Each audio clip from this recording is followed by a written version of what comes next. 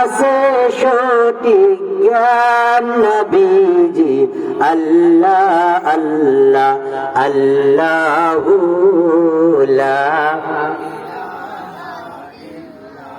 আর এই জন্য আমি বলি কোরআন পাকের সব হরফে নূর নবীজির শান, বুঝতে পারে না তারাই যারা বেঈমান। কথা বলেন ঠিক কিনা?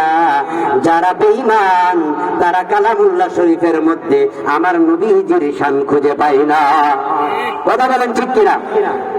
যারা আমার নবীজির আশিক, যারা মুমিন, কালামুল্লাহ শরীফের প্রত্যেকটা হরফে হরফে আমার নবীজির শান খুঁজে পায়। কথা বলেন ঠিক কিনা?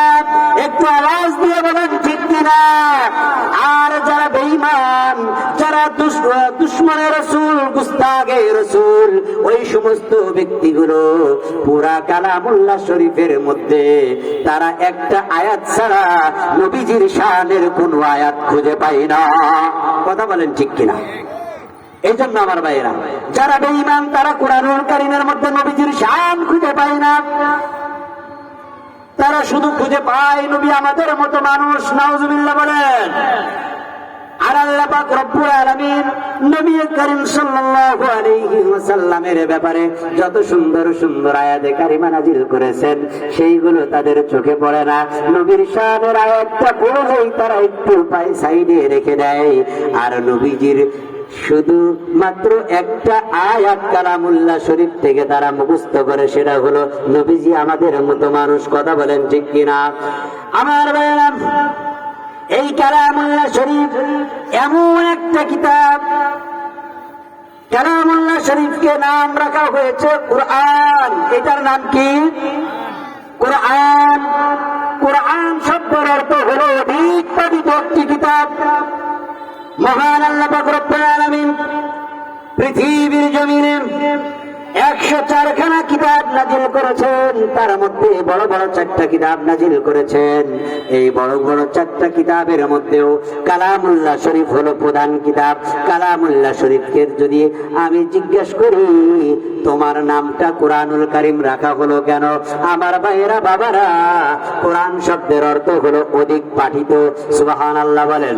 তাম পৃথিবীর জমিনে যত গ্রন্থ আমার আল্লাহ তাআলা যত কিতাব নাজিল করেছেন, শুধুমাত্র কিতাব নয়, তাম পৃথিবীর মধ্যে যত দার্শনিক যত কিতাব লিখেছেন, যত উপন্যাস লিখেছেন, যত বই লিখেছেন, প্রত্যেকটা বইয়ের থেকে, প্রত্যেকটা উপন্যাস থেকে, প্রত্যেকটা কিতাব থেকে এই কালামুল্লাহ শরীফের তেলাওয়াতটা তাম পৃথিবীর মধ্যে সবথেকে বেশি হয়। সুবহানাল্লাহ বলেন। এই জন্য কোরআনুল কারীমের নাম হলো কোরআন। এই জন্য কোরআনের নাম কি? কোরআন। কোরআনের আরেকটা নাম হলো ইন্নাহু লাকুরআনুন কারীম। আল্লাহ তাআলা পবিত্র কালামুল্লাহ শরীফের মধ্যে বলেন কোরআনের আর কোরআনুল কারীমের আরেকটা নাম হলো কারীম। কারীম শব্দের অর্থ হলো সম্মানিত। সুবহানাল্লাহ বলেন। কারীম শব্দের অর্থ কি? সম্মানিত। কালামুল্লাহ শরীফের নাম কারীম রাখা হয়েছে এই জন্য এই কালামুল্লাহ শরীফটা পৃথিবীর জমিনে আল্লাহ যতগুলো কিতাব নাজিল করেছেন, তাম পৃথিবীর জমিনের যত উপন্যাস আছে, যত বইয়ের লেখক আছে, যত বই লিখেছেন, যত কিতাব লিখেছেন, সব থেকে যেই কিতাবটা বেশি সম্মানিত ওই কিতাবটা হলো কালামুল্লাহ শরীফ। সুবহানাল্লাহ বলেন। ওই কিতাবটার নাম কি? কোরআনুল কারীম। এই জন্য কোরআনের আরেকটা নাম হলো কারীম, অর্থাৎ সব থেকে বেশি সম্মানিত কিতাব। একটা গোডাউনে যদি হাজারো কোটি কিতাব থাকে, কালামুল্লাহ শরীফকে সবার উপরে রাখা হয়। কথা বলেন ঠিক কিনা? কি জন্য রাখা হয়? কারণ এটা হলো সব থেকে সম্মানিত কিতাব। কোরআনুল কারীমের আরেকটা নাম হলো ওয়াল ফুরকানিল হামিদ। ওয়াল ফুরকান, কোরআনের আরেকটা নাম হলো ফুরকান। কি জন্য কুরআনুল কারীমের নাম ফুরকান রাখা হলো?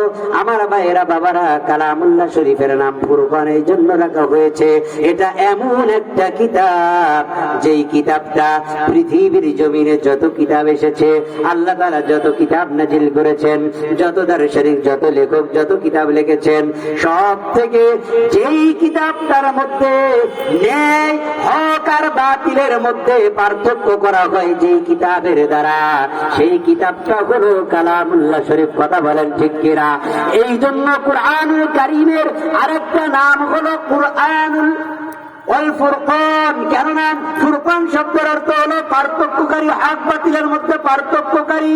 এই জন্য কালামুল্লাহ শরীফের আরেকটা নাম হলো ফুরকান, কালামুল্লাহ শরীফের আরেকটা নাম হলো শরীফ ওয়াল হামিদ। আমার ভাইয়েরা, হামিদ শব্দের অর্থ হলো প্রশংসিত।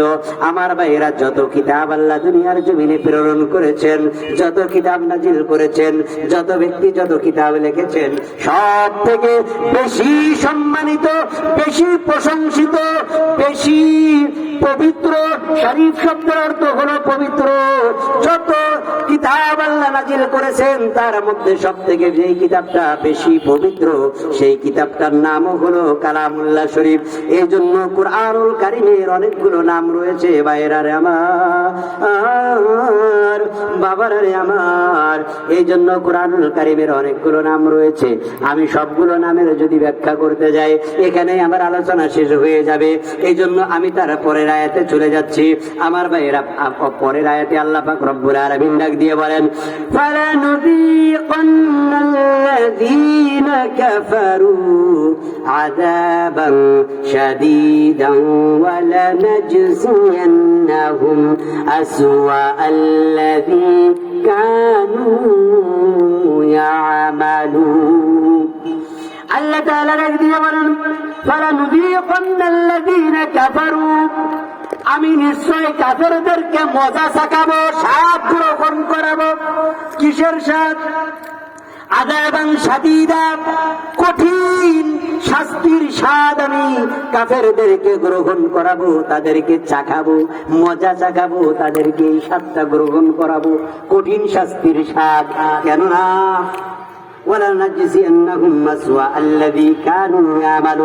তারা যেই মন্দ থেকে মন্দতর কাজ করেছে, এই মন্দ থেকে মন্দতর কাজের জন্য কালামুল্লাহ শরীফের তেলাওয়াতের সময় আল্লাহ পাক রব্বুল আলামিন অন্য আয়াতে বলেন, ওয়াইদা কুরিআল কুরআনু ফাসতামিউ লাহু ওয়া আমসিতু লাআল্লাকুম তুরহামুন।